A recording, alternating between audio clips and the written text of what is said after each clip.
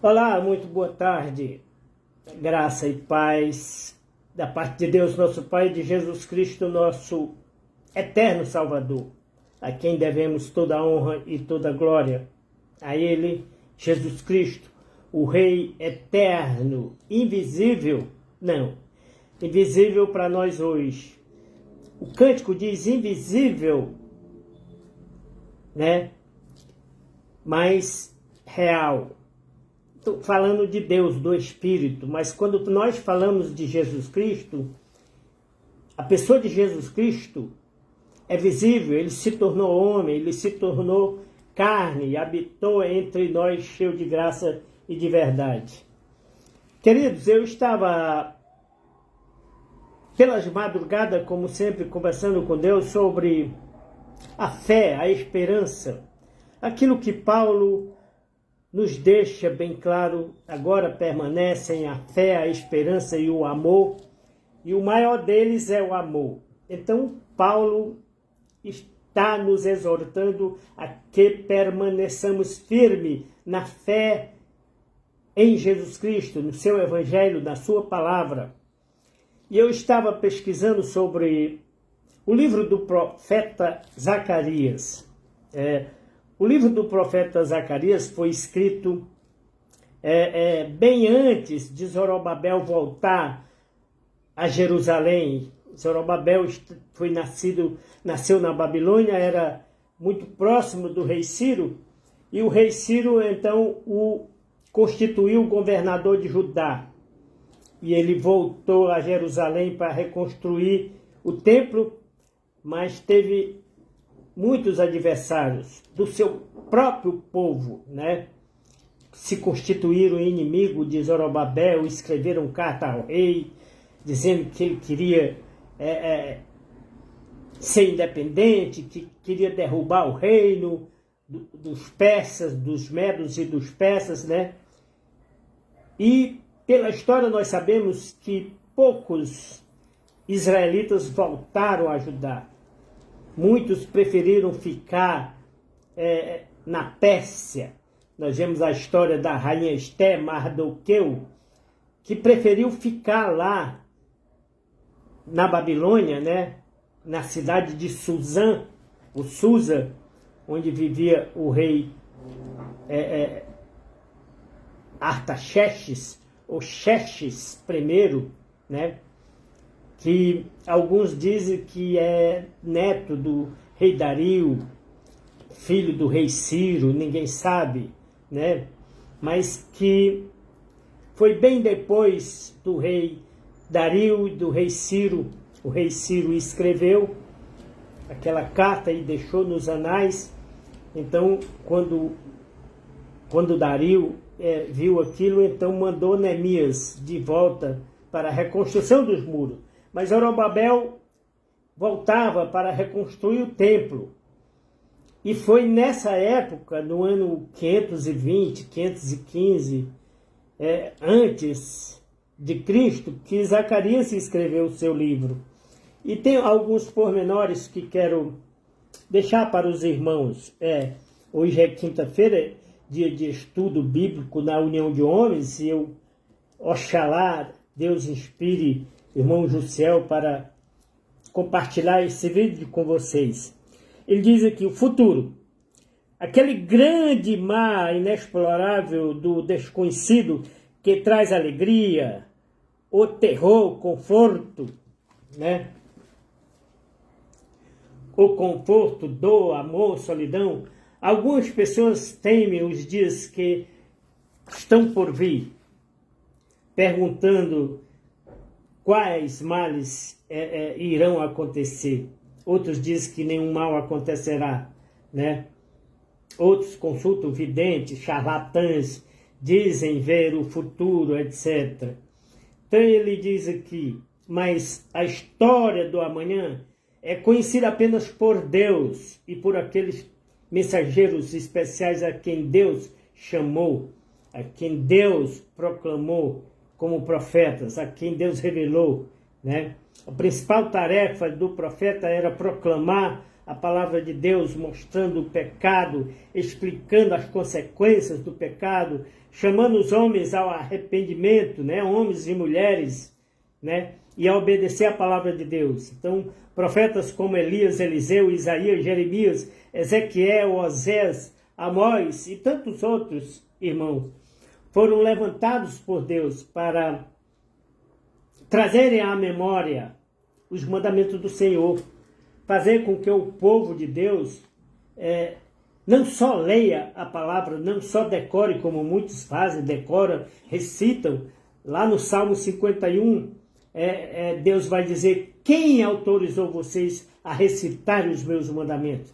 Quem foi que autorizou vocês a recitar os meus mandamentos? Porque muitos são aqueles que se dizem, né, doutores, recitam a palavra de Deus como se tivesse a autoridade de Deus, né, e não tem.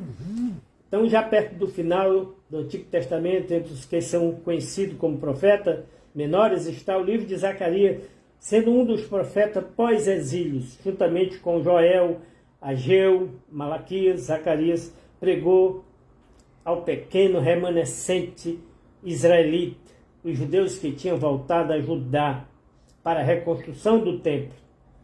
Ele encorajou o povo a concluir, né, a reconstrução do templo de Zorobabel. Zorobabel começou, Deus levantou Zorobabel. Deus disse: Zorobabel será o meu anel de selar, não por força nem por violência, mas pelo Espírito Santo. Então Zorobabel será o meu anel de selar, o meu braço direito. E muitos foram aqueles que se revoltaram contra Zorobabel, por ele ter nascido na Babilônia, né? E por ele ter sido mandado pelo rei Dario ou Ciro. E então os judeus se revoltaram contra ele. Até mesmo contra Neemias houve muitas intervenções dos judeus contra Neemias, né, para não reconstruir as muralhas de Jerusalém. Então ele diz aqui: com imagens apocalípticas, espetaculares detalhes vividos, Zacarias falou sobre o Messias, a quem Deus enviaria para resgatar seu povo, a reinar na terra. Zacarias é um dos nossos livros proféticos mais importantes e apresenta detalhadas referências messiânicas, né? Muitas delas já se cumpriram na vida de Jesus. A reconstrução do templo, diz ele, foi apenas o primeiro ato do drama, né? Zacarias proclamou uma mensagem instigadora de esperança àqueles ex-cativos, né, da Babilônia, exilados. Jesus é o Messias, o prometido. Então Zacarias vai trazer esta questão. Então aqui ele traz uns megatemas, queridos. Eu gostaria só de comentar alguma coisa. Ele diz a questão, a explicação do livro de Zacarias. O zelo de Deus. Deus se irou com o seu povo porque eles ignoravam os seus profetas durante todos aqueles anos. Então veja bem, se Deus se revoltou com o seu povo, se irou, porque o povo ignorava os profetas, os verdadeiros profetas, e davam ouvido aos falsos profetas, aos feiticeiros, né? Aos necromantes. Imagina hoje, quantos crentes dão valor a falsos profetas, a esses pastores que se dizem realizadores de milagres. Eu profetizo em nome de Jesus que amanhã você vai receber bênção. Eu profetizo bênção na tua vida. Eu profetizo prosperidade na tua vida. Eu profetizo cura. Então muitos, queridos, muitas mulheres, já ouvi de muitas mulheres, de muitos homens profetizando cura na vida de pessoas que eu conheci, que eu convivi. E essas curas não aconteceram, esses milagres não se realizaram.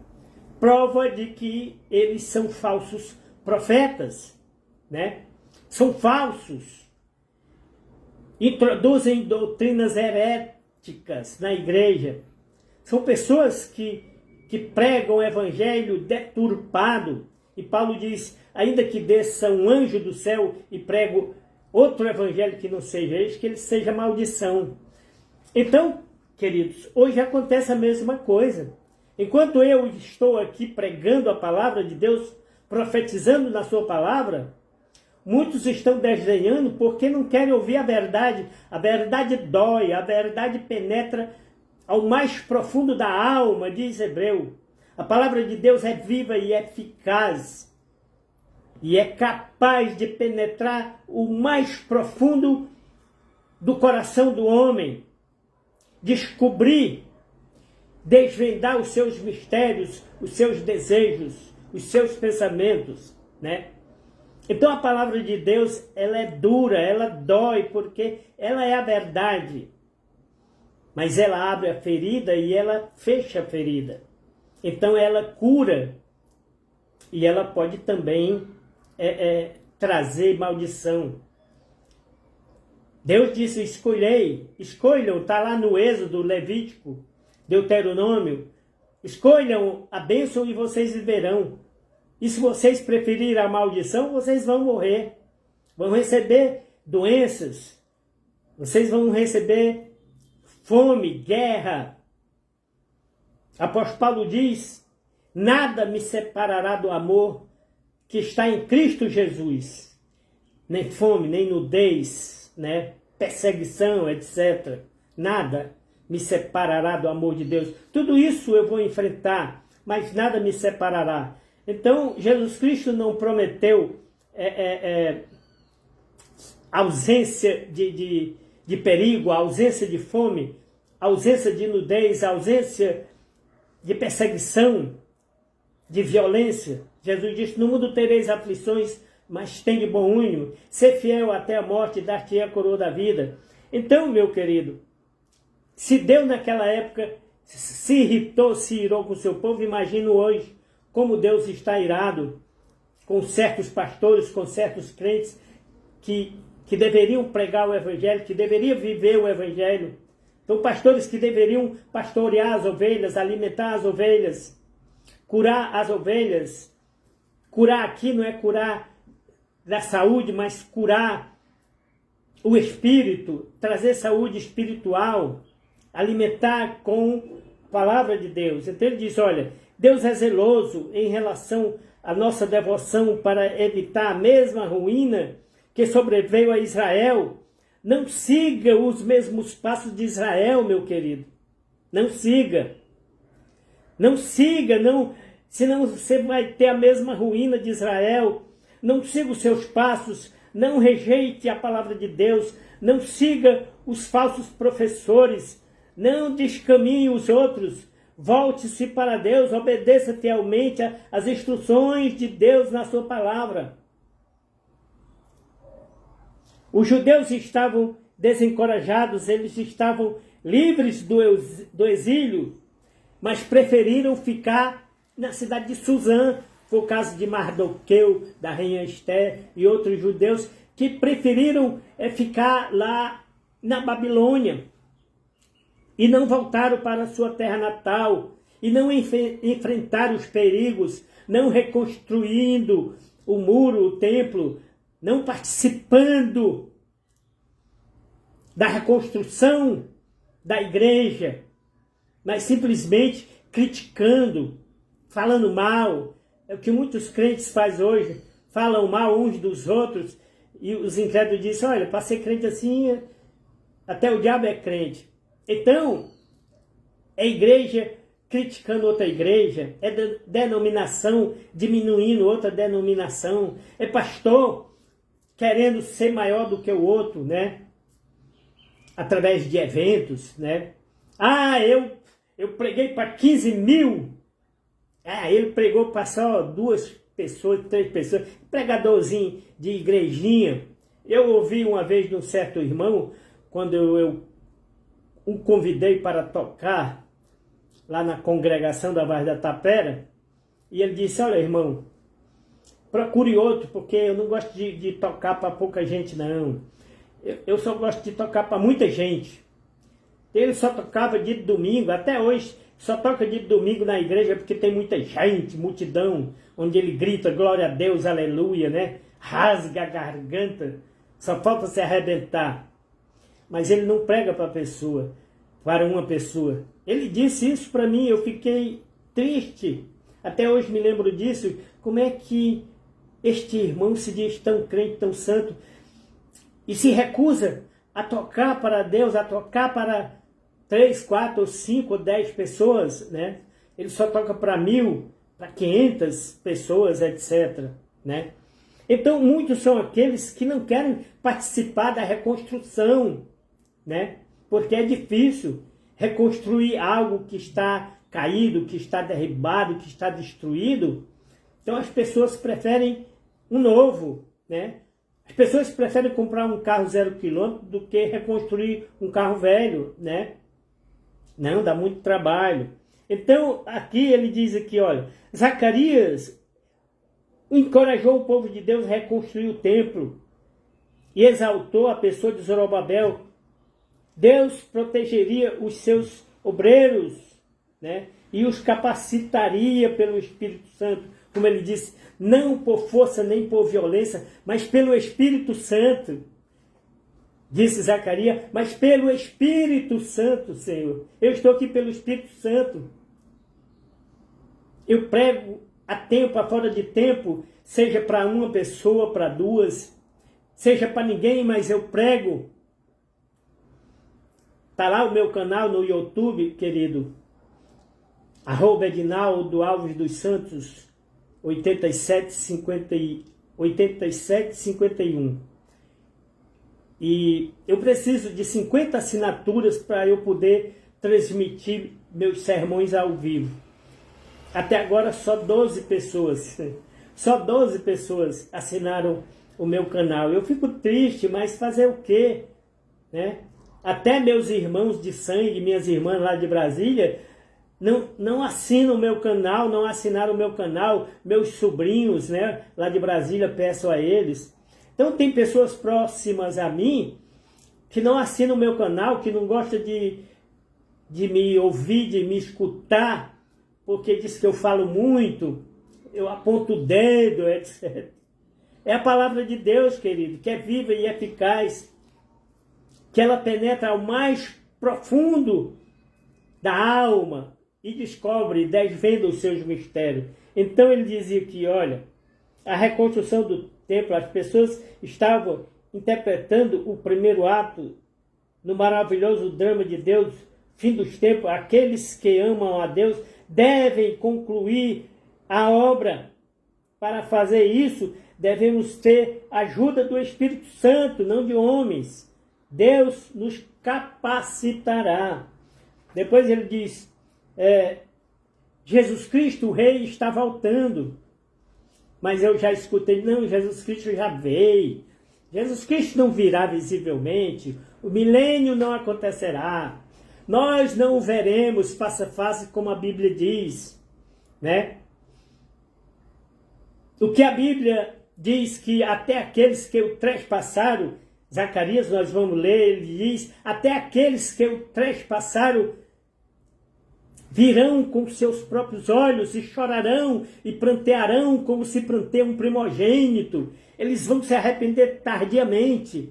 Pessoas vão chorar de amargura porque não aceitaram Jesus Cristo, porque não creem em Jesus Cristo, porque não participaram da reconstrução da igreja. Querido, quando Jesus Cristo disse, e sobre esta pedra eu edificarei a minha igreja, ele está dizendo que sobre ele, Jesus Cristo, a pedra angular, a pedra de esquina, ele é a pedra de esquina, ele é o alicerce no qual nós devemos reconstruir a nossa vida, a nossa fé. Então, reconstruir aqui, ou edificar, aqui a palavra edificar quer dizer reconstruir. Cristo veio morrer pela sua igreja, diz o apóstolo Paulo aos Efésios 2. Cristo amou a sua igreja, que deu a sua vida por ela, para purificá-la com o seu sangue e apresentá-la a ele mesmo como uma noiva. Aí muitos deturpam e dizem assim, tá vendo? A igreja é a noiva. Não, a igreja não é a noiva, a igreja é a esposa. A igreja é a esposa que estava caída, que estava adulterada, que adulterou, que idolatrou, que estava debaixo da idolatria, da feitiçaria. E Jesus Cristo vai dizer, olha, vocês não podem servir a Deus e às riquezas, não podem servir a Deus e ao mundo. Ninguém pode amar mais ao esposo do que a mim, não é digno de mim. Aquele que ama aos seus filhos mais do que a mim não é digno de mim. Então Jesus trouxe regras para que nós possamos estar vivendo, reconstruindo. Quando você vai reconstruir, você tem que fazer uma planta também. Você tem que ter uma planta, você tem que seguir a planta. E Jesus Cristo diz, olha, o valente, ou aliás, o rei, quando ele vai lutar, ele faz primeiro um orçamento, ele faz uma planta para saber o que vai gastar, o que vai usar. E ele não pode derrotar o valente sem primeiro amarrar o valente. Ele tem que amarrar o valente para depois destruí-lo. Então veja bem, querido, de aqui, Jesus Cristo está voltando, o Messias virá para resgatar a sua igreja, o seu povo, né? Para reinar como rei. Ele estabelecerá o seu reino, conquistará todos os seus inimigos, governará sobre toda a terra. Muitos não acreditam nisso. Não, Jesus Cristo já veio, coitado, morreu na cruz como Raul Seixas disse, um maluco, beleza. Eu não sou louco para dar uma de herói, morrer pendurado numa cruz, sem necessidade. Quer dizer, muitos acreditam nisso. Ah, Cristo já foi vencido, derrotado, então Cristo não reinará, Cristo não voltará. Mas Zacarias desperta esse zelo, esta fé, esta esperança. Charles Spurgeon, em suas pregações, diz, a fé que não sangra não é fé. A fé que não espera, ela não é fé, meu querido. A fé, ela não é feita de imediatismo. Ah, eu creio, logo eu vou receber. Eu creio na cura, então eu tenho que ser curado. Eu creio que Deus vai me dar um carro, então eu tenho que receber logo esse carro. A fé não é feita de imediatismo. A fé vem pelo ouvir, o ouvir da palavra de Deus. Ela sangra, ela sofre. Isaías vai dizer de Deus, homem de dores, que sabe o que é sofrer, sabe o que é padecer. Hebreus fala de Jesus Cristo como aquele que aprendeu a obedecer pelas coisas que sofreu. Jesus Cristo sofreu, Jesus Cristo padeceu, mesmo sendo Deus. Então ele diz aqui, o rei voltará. O Messias veio como servo para morrer na cruz, mas ele voltará como rei vitorioso. Glória a Deus, aleluia, glória a Deus por isso. Sim, ele veio como servo, ele veio para servir de oferta e sacrifício, mas ele voltará como rei. E reinará com vara de ferro, né? Nessa ocasião, ele liderará em paz por todo mundo, né? Todo olho verá, todo joelho se dobrará diante dele, para estar preparado para o retorno triunfante de Cristo. Você tem que sofrer, você tem que sangrar. Então, ele diz aqui, por último, então houve oposição a Zacarias, Zorobabel, houve, né? Períodos futuros de dificuldade, mas a palavra de Deus persiste. Deus se lembra dos concertos, das suas alianças. Ele se preocupa e se interessa pelo seu povo. E nos libertará da morte. Nós ressuscitaremos. Glória a Deus. Embora o mal ainda permaneça presente entre nós, o amor infinito, o cuidado pessoal de Deus, né, são demonstrados século após século. Séculos após séculos, queridos.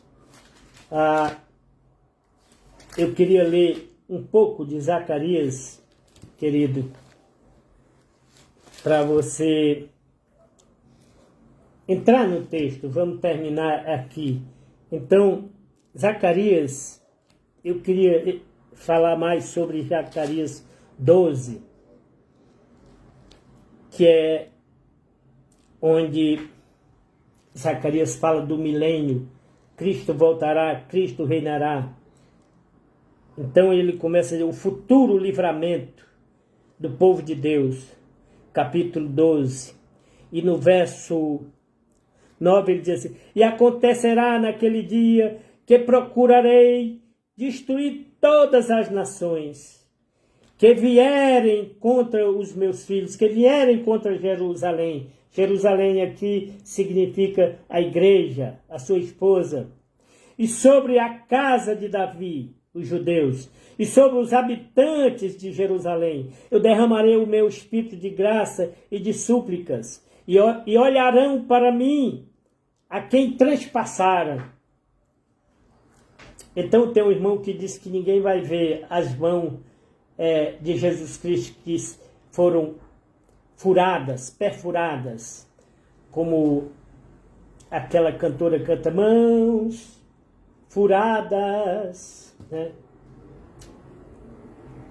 As mãos de Jesus Cristo, Eula Paula, uma música muito bonita de Eula Paula, mãos furadas. Tem um outro banda Som e Louvor que fala o homem das mãos furadas, mas não gosto muito desse forró. Eu gosto da Eula Paula. Mãos que um dia foram usadas para abençoar, furadas, pregadas, mas mãos que perdoam, né? Então ele diz aqui: olharão para aquele a quem trespassaram e prantearão como quem pranteia por um unigênito. Ah, meu querido, não saiba a dor de uma mãe quando perde um filho único. Um filho único. Não é primogênito, é o filho unigênito. Entende? Prantearão como quem pranteia por um filho unigênito e chorarão amargamente por ele. Como se chora amargamente. Aí aqui ele muda e diz primogênito. Naquele dia será grande o pranto em Jerusalém, lá na Síria, em Ben-Hadad, Rimon, no vale do Megido. A terra pranteará cada linhagem, a parte da linhagem, a linhagem da casa de Davi, a parte de suas mulheres, a parte da linhagem da casa de Natã, a parte das suas mulheres, a linhagem da casa de Levi, a parte suas mulheres, a parte a linhagem de Simei, a parte suas mulheres, a parte. Todas as linhagens, cada linhagem a parte e suas mulheres a parte. Então o profeta está dizendo aqui que até aquele povo, né, como foi em Dotã e Abirã, Coré e seus filhos, né? Então ele fala aqui de Natã, não é o profeta Natã, mas Natã aqui pode ter sido o filho de Davi, né? Davi teve um filho com Batseba que também se chamou Natã. Então a parte de Natã, aqueles levitas, filhos de Isá, né? Os filhos de Isá que eram coatitas, os filhos de Levi irão chorar. Muitos deles irão chorar, prantear, porque prevaricaram, porque profanaram a aliança. Então, meu querido, amanhã eu voltarei para estar memorizando o livro de Zacarias, um livro que nós devemos ler pelo menos uma vez por ano, deveríamos ler o livro de Zacarias? Pelo menos uma vez por ano. Será que você consegue ler o livro de Zacarias uma vez por ano? Então que Deus possa estar te abençoando. Amém?